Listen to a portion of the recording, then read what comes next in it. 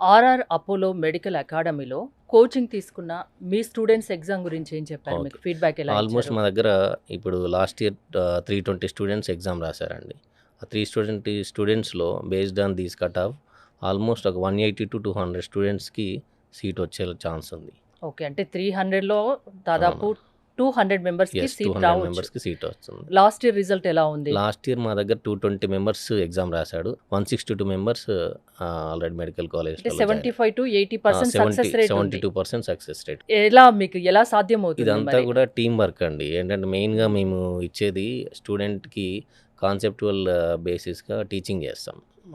మొత్తం ఇటు బట్టి సిస్టమ్‌లో కాకుండా కాన్సెప్ట్ బేస్‌గా సిస్టమ్‌లో మేము టీచింగ్ చేస్తాం. ఎట్ ద సేమ్ టైమ్ మా దగ్గర అందరూ కూడా ఫ్యాకల్టీ అందరూ కూడా well doctorates and almost 20 years above experienced faculty.